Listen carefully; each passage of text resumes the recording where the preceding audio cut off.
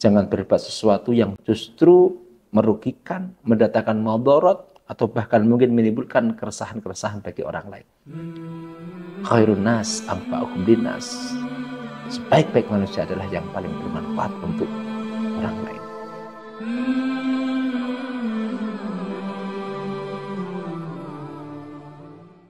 Bismillahirrahmanirrahim. Assalamualaikum warahmatullahi wabarakatuh.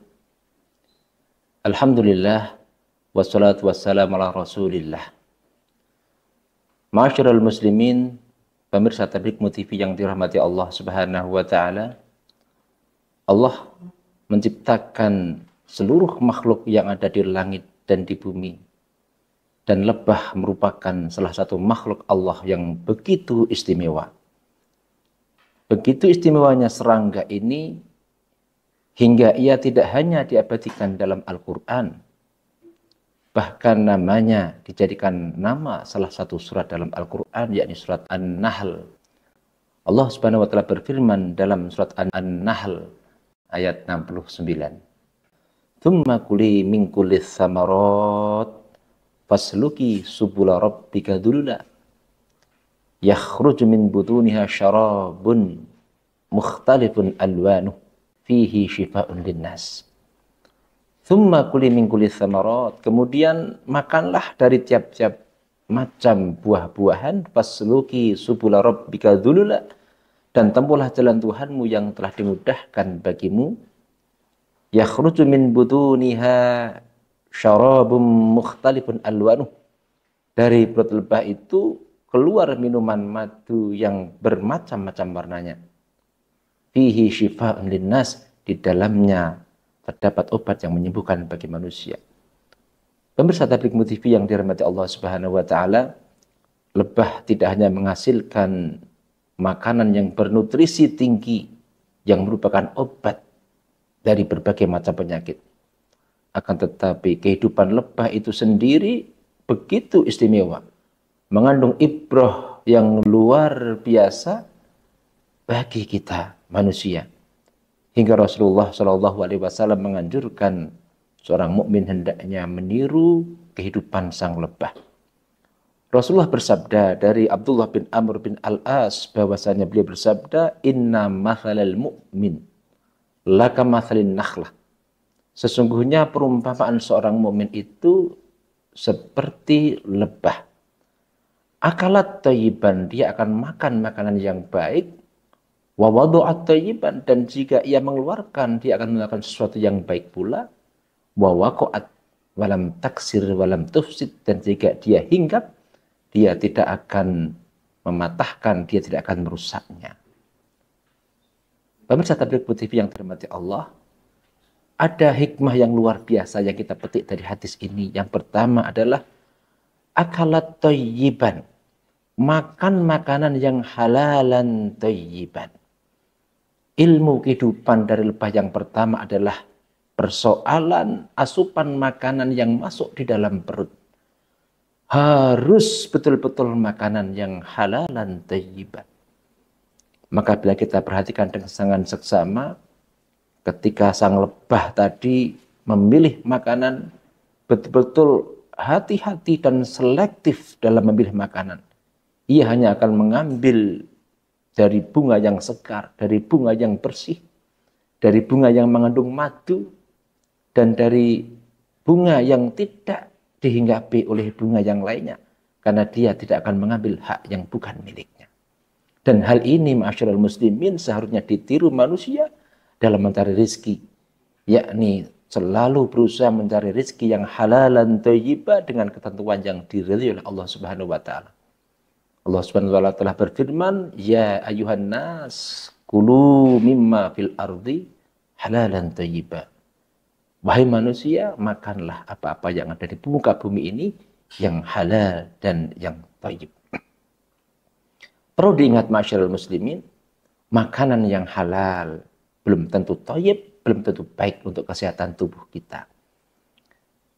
Sebagai sebuah contoh, ya, makanan yang favorit ketika kita berbuka puasa adalah gorengan. Gorengan itu enak, halal untuk takjil, bahkan menjadi makan favorit apalagi ditemani dengan es teh jumbo atau teh jumbo, Masya Allah luar biasa.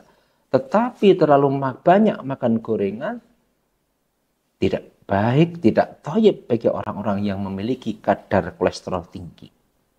Sate kambing itu enak, halal. Akan tetapi ketika kita terlalu banyak makan daging kambing, tidak thayyib, tidak baik bagi orang-orang yang memiliki tensi tinggi. Kemudian masyarakat muslimin, lebah tidak akan merebut yang bukan miliknya. Maka lebah tidak akan hinggap di putik bunga yang sudah dihinggapi lebah yang lain. Karena serbuk sari yang melekat di tubuh lebah akan dibawa ke bunga yang lain. Sebagaimana ajaran agama kita melarang seorang muslim menawar barang yang sedang ditawar oleh saudara muslim yang lainnya. La yasumil muslimu ala saumi akhi, kata Rasulullah. Janganlah seorang muslim itu menawar barang yang sedang ditawar oleh saudaranya. Kemudian hikmah yang kedua dari lebah adalah wa wadu'at thayyiban. Hidupnya selalu memberikan manfaat untuk orang lain. Maka kita tahu selama hidupnya sang lebah hanya menghasilkan kebaikan bagi seluruh makhluk hidup. Mulai dari propolis, ya, madu, hingga royal jelly yang seluruhnya berkhasiat untuk kesehatan. Maka begitu juga dengan sifat seorang mukmin, ia harus mampu melakukan kebaikan-kebaikan yang bisa dirasakan oleh saudaranya yang lain. Misalnya dalam bermuamalah, ya, kita harus fokus bagaimana memberikan manfaat yang sebanyak-banyaknya bagi orang lain. Jangan berbuat sesuatu yang justru merugikan, mendatangkan madarat, atau bahkan mungkin menimbulkan keresahan-keresahan bagi orang lain. Khairun nas anfa'uhum linnas. Sebaik-baik manusia adalah yang paling bermanfaat untuk orang lain. Masyarul muslimin, pemirsa Tabligh TV yang dirahmati Allah. Kemudian hikmah yang ketiga dari sang lebah adalah wa waqa'at falam taksir walam tufsid. Dia tidak ingin merugikan orang lain. Maka bila kita perhatikan dengan seksama, saat lebah hinggap di bunga, sang lebah sering mengepakkan dua sayapnya sambil mengelilingi bunga tersebut. Karena lebah tidak ingin merusak bunga yang dia hinggapi, bunga yang merupakan tempat ia mengambil madu, tempat ia mengambil manfaat. Ia tahu bahwa jika ia tidak mengendalikan tubuhnya, maka bunga yang ia hinggapi pasti akan rusak dan rantingnya pun akan patah. Maka dimanapun lebah itu hinggap, ketika mencari madu, tak pernah sekalipun ia merusak dan menyebabkan kerugian pada ranting ataupun tangkai bunga. Maka bagi kita sebagai seorang mukmin, dimanapun kita berada, seyogyanya selalu mencontoh kehidupan lebah, tidak merusak lingkungan, tidak menyakiti hati orang lain atau rekan kerjanya, tidak merugikan pihak-pihak yang berada di sekitarnya, tidak mengorbankan orang lain demi kepentingan ataupun obsesi pribadinya. Nah, seperti inilah sifat yang seharusnya dimiliki seorang mukmin. Karena sejatinya seorang mukmin itu adalah bersaudara. Innamal mu'minuna ikhwatun fa aslihu baina akhawaykum wattaqullaha la'allakum turhamun. Sungguhnya orang-orang yang beriman itu bersaudara. Karena itulah damaikanlah. Fa aslihu baina akhawaykum. Damaikanlah di antara dua saudara itu. Dan bertakwalah kepada Allah agar kamu mendapatkan rahmat. Dalam hadis Rasulullah juga bersabda, al-mu'min lil-mu'min kal-bunyan yashuddu ba'duhum ba'dah. Seorang mukmin dan mukmin yang lainnya seperti bangunan yang saling menguatkan satu dengan yang lainnya. Maka seorang mukmin dan mukmin yang lainnya karena dia seperti bangunan, seharusnya seorang mukmin tidak akan menyakiti saudaranya dengan lisannya maupun dengan tangannya. Ketika saudaranya salah, maka dia akan menyampaikan nasihat dengan penuh hikmah. Semoga Allah Subhanahu wa taala selalu melindungi saudara-saudara kita, kaum muslimin, muslimat, mukminin, mukminat dimanapun mereka berada. Barakallahu likum. Ya, semoga bermanfaat. Ya, selamat beribadah berpuasa. Semoga puasa kita diterima oleh Allah Subhanahu wa taala. Aku qouli hadza wa astaghfirullah li wa lakum. Assalamualaikum warahmatullahi wabarakatuh.